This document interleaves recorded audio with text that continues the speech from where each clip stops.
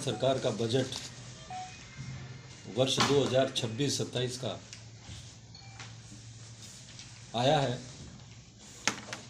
वो निश्चित रूप से बहुत अच्छा बजट आया है और हर वर्ग के लिए अच्छी अच्छी घोषणाओं का ऐलान किया गया है और ये बजट राजस्थान के समग्र एवं सतत विकास को सुनिश्चित करेगा और आदरणीय प्रधानमंत्री श्री नरेंद्र मोदी जी के विकसित भारत के विजन को आगे बढ़ेगा।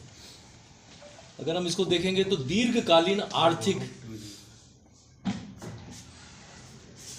स्थिति को गति कैसे मिले, आर्थिक रूप से कैसे हम मजबूत हुए 2047 तक, उसको ध्यान में रख करके ये बजट बनाया गया है।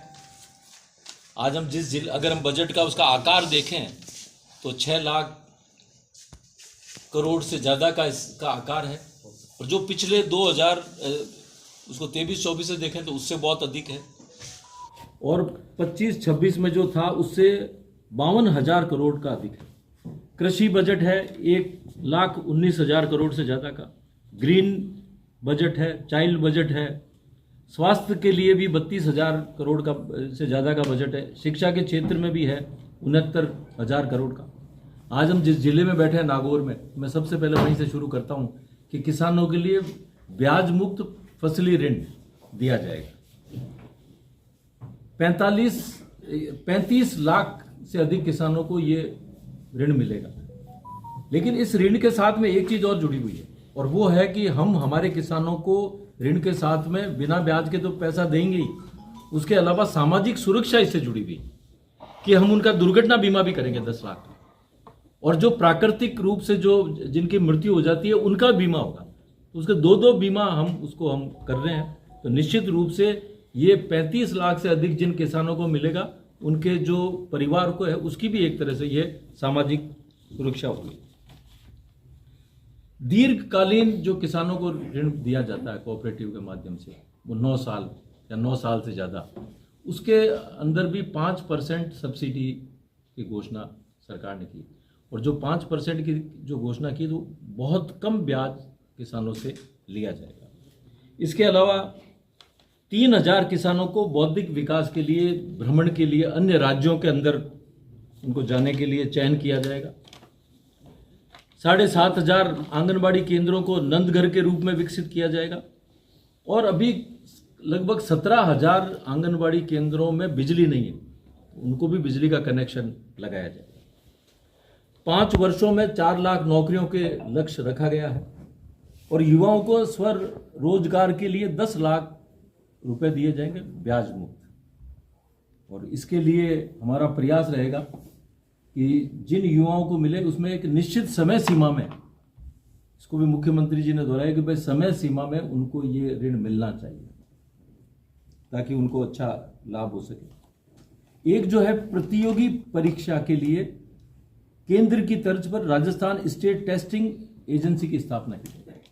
आप खुद देख रहे हैं कि जो जिस तरीके से अभी जो पेपर लीक का मामला हुआ है और जिस तरीके से एसओजी ने जो जांच की है उसके अंदर लगातार नए खुलासे हुए हैं और काफ़ी लोगों को इसके लिए भी पकड़ा भी गया है, गिरफ्तार भी किया गया है और प्रकरण चल रहा है। और मैं आपको उसको मेरे विधानसभा का मैं उदाहरण देता हूँ कि जो पेपर लीक को अगर देखें तो डेगाना से 10 जने राजस्थान प्रशासनिक सेवा में अब की उत्तीर्ण हुए, जिसमें से 4 जने तो 29 में हैं और एक जना अगर 5 जनों को देखे तो वो 64 के अंदर है, मतलब RS RPS में। और जो भी उनका जिनका चयन हुआ है वो बहुत साधारण है, साधारण परिवार के, कोई उनका परिवार में पहले कोई भी अच्छी सेवा में नहीं रहा। तो निश्चित रूप से इसका जो हमें लाभ मिला है। पीडब्ल्यूडी के लिए 1800 करोड़ की लागत से नए ब्रिजेस, सड़कें बनेगी।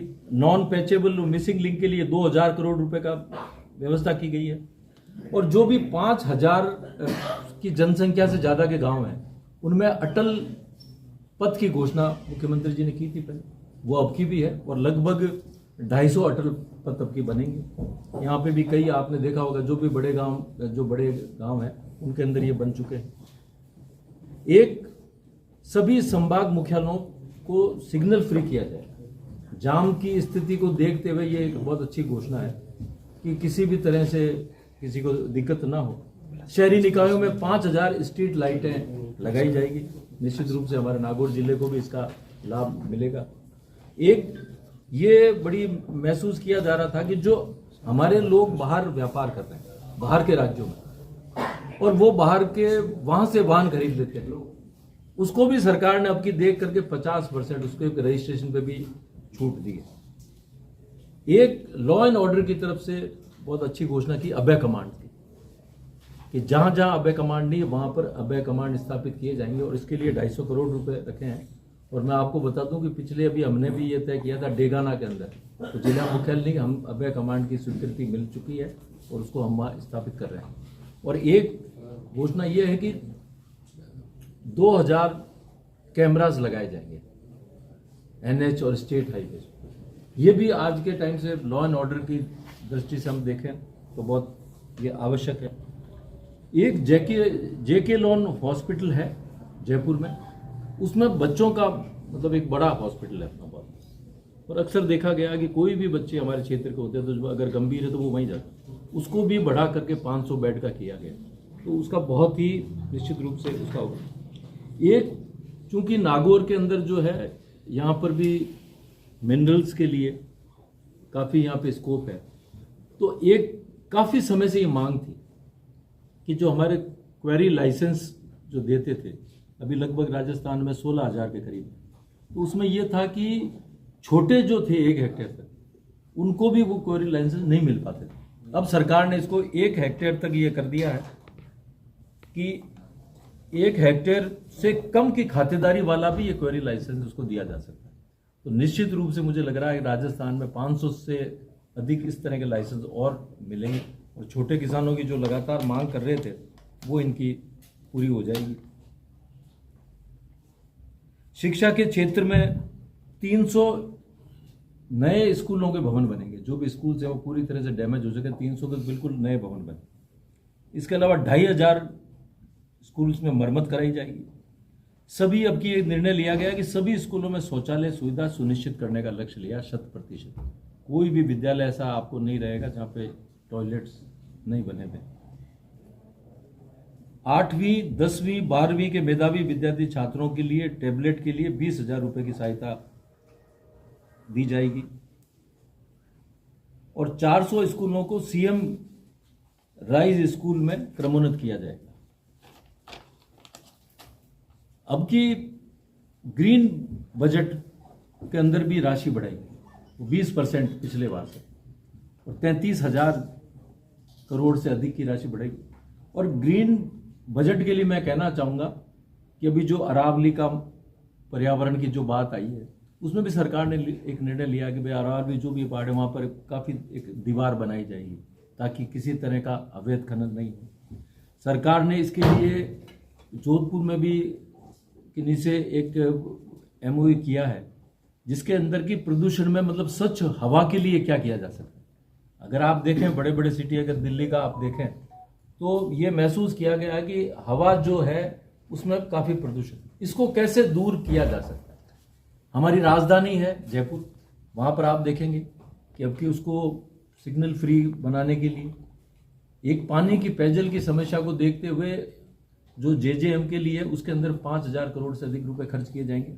और उसमें यह निर्णय लिया गया कि जो नगर पालिकाएं, नगर निगम, नगर परिषद, उनके आसपास के गांवों को भी इसमें सम्मिलित किया जाएगा। और निश्चित रूप से ये बहुत अच्छी योजना है पानी के लिए कि हर घर को जल मिले। तो मैं आपसे यही कह सकता हूं कि ये बजट के दूरगामी परिणाम होंगे। और बीबी राम जी नरेगा अभी तो चल रहा है, जब तक इसका पूरा नहीं होगा उसके लिए भी 4,000 करोड़ राजस्थान सरकार ने रखे। केंद्र सरकार से जो पैसा आएगा वो अलग से है। और इसमें जो सबसे महत्वपूर्ण बात है बीबी राम जी में, इसको अलग अलग तरीके से किया कि भाई इंफ्रास्ट्रक्चर भी होए, रोजगार भी मिले, और इसमें किसानों के हितों को भी ध्यान में रखा गया कि जब किसान बुआई करें तो उस समय इसको नहीं चलाया जाए ताकि उनको भी जो लेबर है वो वहां से मिले। ऊर्जा के क्षेत्र में भी 132 केवी के 13, 33 केवी के 110 जीएसएस बनाए जाएंगे और 120 केवी के 6 जीएसएस बनाए जाएंगे।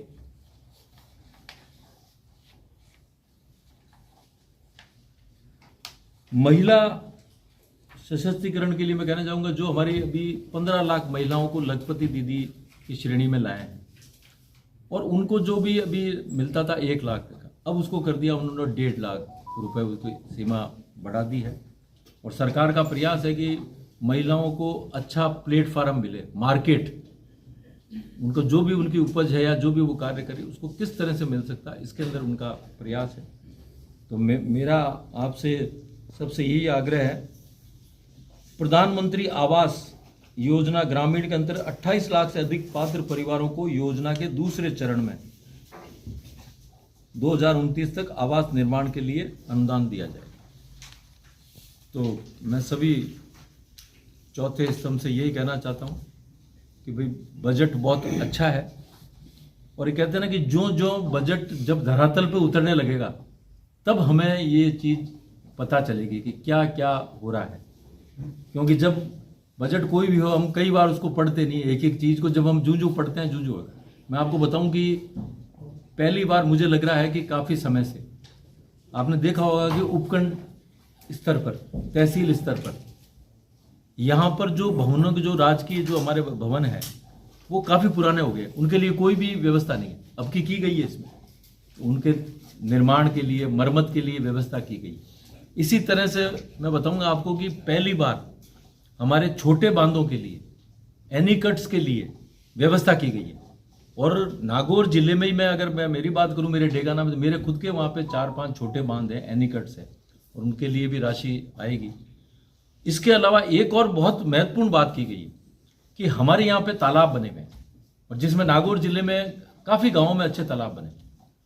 और जब हम बात करते हैं आत्मनिर्भर भारत की, आत्मनिर्भर राजस्थान की, तो आज के समय में बहुत ज़रूरी है कि पेयजल संकट ना हो, और इसके लिए वो हर गांव आत्मनिर्भर बनना चाहिए पानी के साथ। अब की इस बजट में ये भी घोषणा की गई है कि जिन तालाबों को पंचायत राज से ले लिया गया है उनका भी जीर्णोद्धार कराया जाए।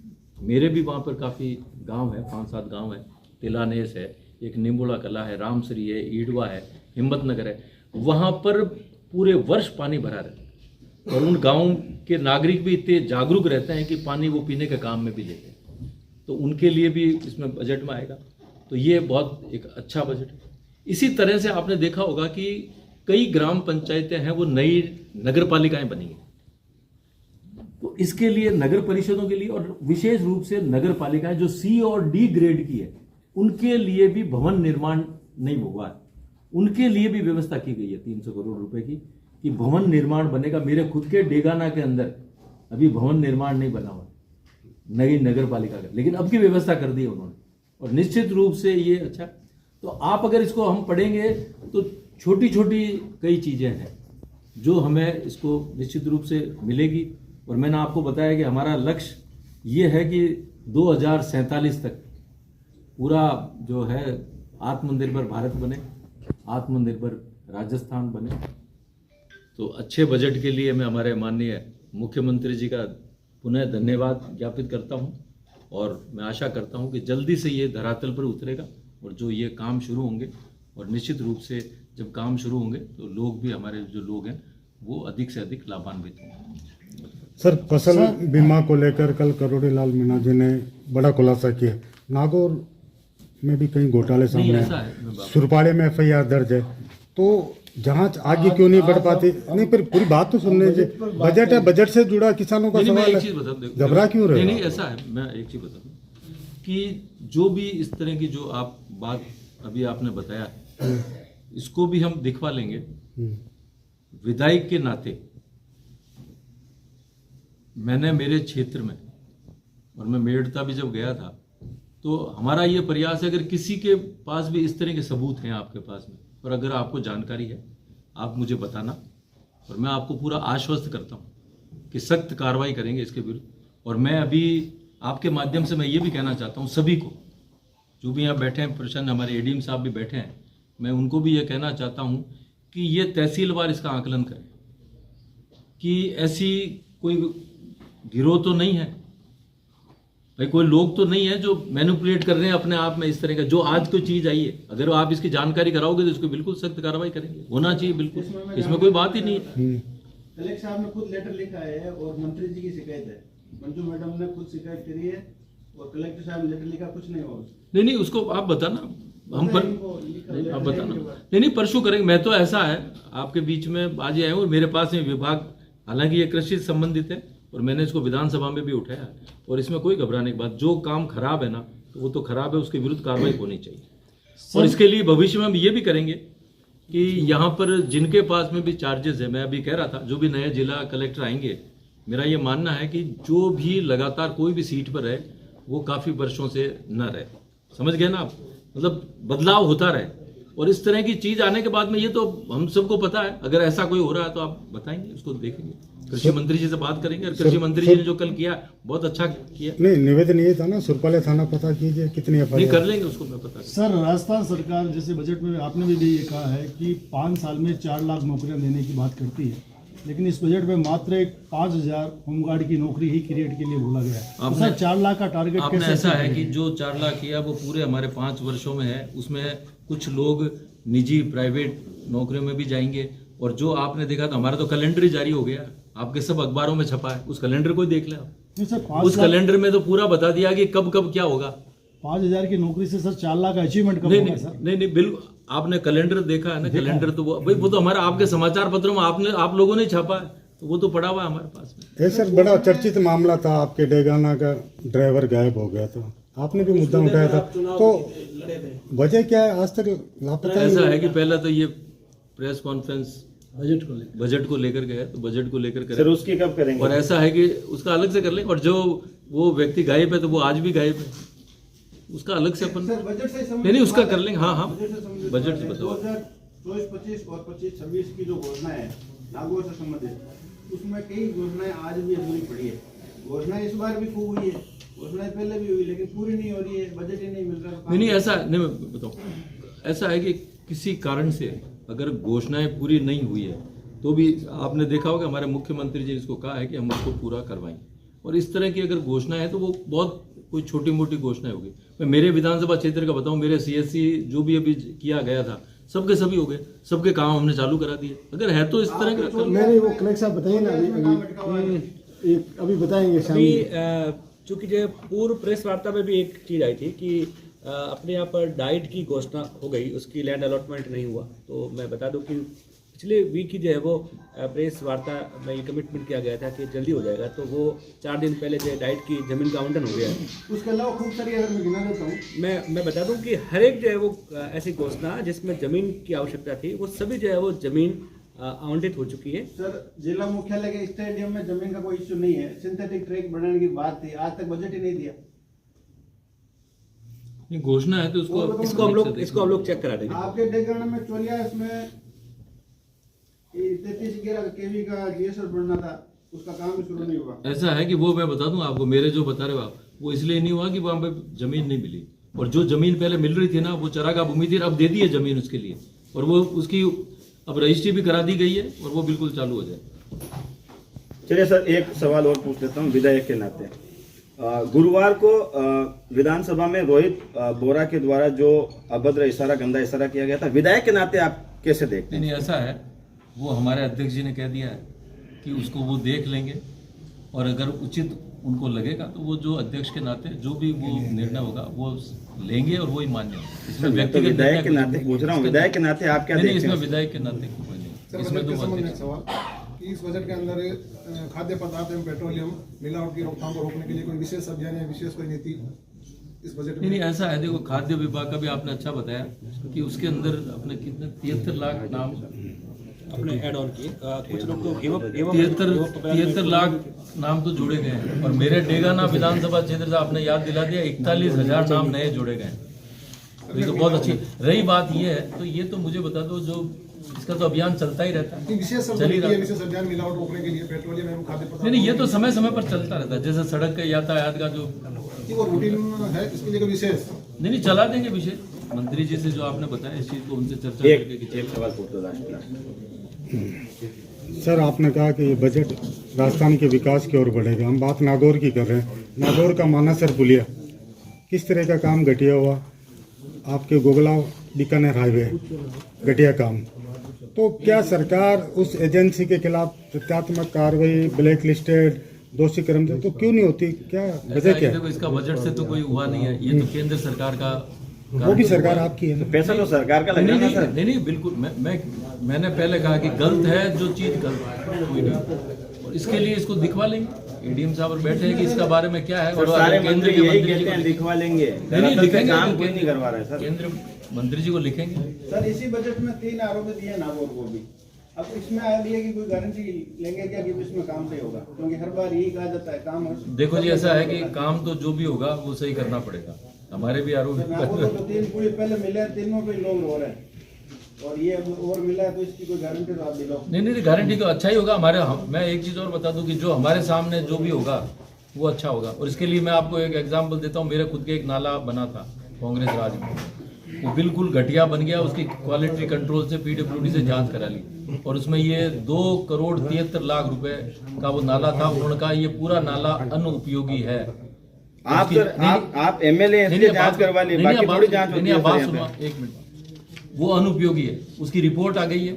हमने उस संवेदक को जो भी नगर पालिका उन्होंने उसको नोटिस दिया है, और अब हम उसके विरुद्ध एफआईआर लॉन्च करवाएंगे, और एफआईआर लॉन्च कराने के बाद में हम हमारे मंत्री जी से, जो यूडीएच मंत्री जी हैं खर्रा जी से, उनसे बात करेंगे कि उसका राजस्थान में अगर और भी कहीं काम है या कुछ है तो उसको ब्लैक लिस्ट किया जाएगा। लेकिन अगले महीने आप कह रहे हो कि कंपनी पे कार्रवाई करेंगे, अधिकारी में क्यों नहीं? अधिकारी भी आएंगे ना उसमें, जब एफआईआर लॉन्च है तो जयन तो है ना उसमें। एससीडी में करो ना। नहीं बात मैं क्या कह रहा हूँ, एफआईआर जो होगी चाहे वो एसीबी में हो चाहे वो हमारे हो, कोई भी हो तो जांच करना है। और मुझे एक चीज बताइए, जो भी उसमें दोषी है, जिस एईएन ने, जिस जेईएन ने उसको सही माना नाले को, और जो एमबी भरी है उसके विरुद्ध भी कराएंगे, इसमें कोई बात ही नहीं है, तुरंत कराएंगे। 10-15 दिन के भीतर हम एफआईआर लॉन्च करवा। सर एफआईआर तो मैं एक बात कहना चाह रहा था, जब आप मंत्री थे, मैडम यहाँ मुख्यमंत्री थी तब आई थी, और हाउसिंग बोर्ड में घटिया निर्माण को लेकर 3 एफआईआर दर्ज हुई एसीबी में। एसीबी की रिपोर्ट में ये माना गया कि मकानों का काम गड़बड़ हुआ, उन पे सरकार ने एफआईआर लगा दी। अब आप क्या कहेंगे?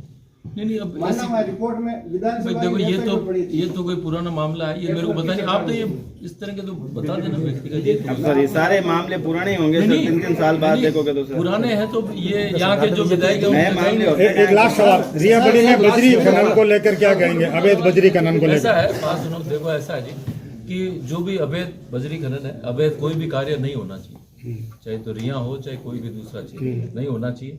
और मेरा जहाँ तक अभी मानना है कि अभी जो भी अवैध बजरी खनन पर रोक लगी हुई है, मैंने तो खुद ने विधानसभा में उठाया था ये मुद्दा, और अभी रोक लगी हुई है, पुलिस अभी ठीक काम कर रही है, नहीं होना चाहिए। कल आप विधानसभा में बोल रहे थे पुलिस ठीक काम नहीं कर रही, आज की ठीक काम नहीं कर पुलिस रही है। नहीं, मैंने पुलिस के लिए नहीं बोला, आप सर कल बोल रहे थे पुलिस के लिए नहीं, फिर आपने इसको ठीक नहीं सुना। मैंने तो सुना था नहीं, बैठ के। मैंने ऐसा कहा था, मैं अभी भी कह रहा हूँ, मैंने ऐसा कहा था कि वन विभाग द्वारा नदी में वृक्षारोपण किया जा रहा है, वो गलत है। आप समझ रहे हैं ना, नदी में बिना अनुमति जो खनन क्षेत्र है, खान विभाग तो कह रहा है कि हम बजरी खनन कर रहे हैं, वन विभाग कह रहा है कि हम वृक्षारोपण कर रहे हैं, तो कहीं ना कहीं तो भ्रष्टाचार है। भाई आपकी सरकार में आपके हिसाब से क्या वृक्षारोपण होना नहीं चाहिए? नहीं वृक्षारोपण नहीं, मैं कह रहा हूँ नदी में मत करिए, आप वृक्षारोपण करिए चरागाह भूमि को लेकर के, और जो वृक्षारोपण करो उसको कभी भी नष्ट नहीं होना चाहिए। मैंने ये कहा था कि वृक्षारोपण करें, स्थानीय वनस्पति लगाएं, आप खेजड़ी लगाएं, रोहिड़ा लगाएं, कैर सांगरी आप लगाएं, नीम का पेड़ लगाएं, शीशम लगाएं। मेरा ये था बबूल नहीं लगा करके ये लगा। स्थानीय एमएलए पूर्व मंत्री ये बात कह रहे हैं कि भ्रष्टाचार कहीं ना कहीं है, नहीं तो सिर्फ ऐसा क्या है, कहेंगे नहीं आप मेरी बताइए। बात सुनिए, जो भ्रष्टाचार का जो मैंने मुद्दा उठाया था, वो मैंने मुद्दा ध्यान आकर्षण के माध्यम से उठा रखा, उसकी रिपोर्ट मेरे पास में आ जाएगी, कार्रवाई होगी तो हो जाएगी। हो जाएगी, ऐसा है कि होगी तो हो जाएगी। एक ऐसा है विधानसभा एक ऐसा मंच है, एक ऐसा मंच है विधानसभा कि हम अपनी बात को रखते हैं। सुनील जी एक जवाब आएगा एक सवाल और। आज का जो आज चलिए सर बीजेपी में बता दीजिए, नागौर में रास्ता कस्ती चल रही है लगातार नहीं, लंबे आज समय भी से। हमारी प्रेस कॉन्फ्रेंस बजट को लेकर थी। आप तो बजट आप बढ़िया पत्रकार है। साहब एक सवाल और आपसे कि अभी राज्य सरकार ने जो होमगार्ड विभाग में 5,000 जो भर्ती लेने की बात कही है, तो उसको लेकर क्या कहेंगे? जबकि उसमें यह है कि वर्तमान में 30,000 करीब पूरे राजस्थान में होमगार्ड जवान है, जिसमें से मुश्किल से 60% लोगों को ही नियमित रोजगार मिल पा रहा है। वर्ष में मात्र 1 या 2 महीने उनको रोजगार मिल रहा है। जब उन्हें आप रोजगार पहले नहीं दे पा रहे हैं, फिर आप 5000 की भर्ती और कर रहे हैं, तो इससे बेरोजगारी बढ़ेगी या वाई लूट रहे हैं आप केवल? नहीं वाई की बात नहीं है, होमगार्ड्स की उनको भी जरूरत है, सरकार को भी। पहले से रोजगार नहीं मिल रहा सर उनको, 30,000 की नौकरी है। नहीं जिससे रोजगार मिलेगा। होमगार्ड्स का ऐसा है कि होमगार्ड का उनके रूल्स बने हुए हैं कि भाई कितने साल में कितने महीने की उनको वेतन मिलेगा। 30,000 की नौकरी है जिसमें से 17,000 को रोजगार मिल रहा है। अब देखो सर, अब ये स्थिति है कि बीजेपी तो प्रेस कॉन्फ्रेंस करवाएगी नहीं अपने कार्यालय में, सारी प्रेस कॉन्फ्रेंस कलेक्टर साहब की बाहर डाल देती है ना, ताकि यहाँ कोई बीजेपी का सवाल नहीं हो। अब ये लक्ष्मी नारायण जी बैठे हैं, पिछले मैं तो 1.5 साल से देख रहा हूँ, रोज एक नेत्री लिख रही है। कहाँ संगठन में ताकत है बताइए। सुनो, ऐसा है भाई अध्यक्ष जी, अब ये वहाँ कर लेंगे। नहीं आप बताइए कहाँ संगठन, ये गुटबाजी क्यों पनप रही है? ऐसा है, मैं तो पहले प्रभारी था तो मीटिंग में 10 बजते ही फेसबुक पे पोस्ट आती है। 10 बजते ही फेसबुक पे लक्ष्मी नारायण जी की पोस्ट आती है मैं तो पहले डेली। जब प्रभारी था नहीं आता था कि यहाँ पे मीटिंग लेते नहीं, आप तो आते होनी थे। चाहिए। हाँ, ये भी यहीं बैठे हुए हैं। एक नेत्री अब की ऐसा है, अब की आपको वही बुलाएंगे, वहीं पे ऐसा है भाई, ऐसा है कि देखो बैठो, देखो ऐसा है।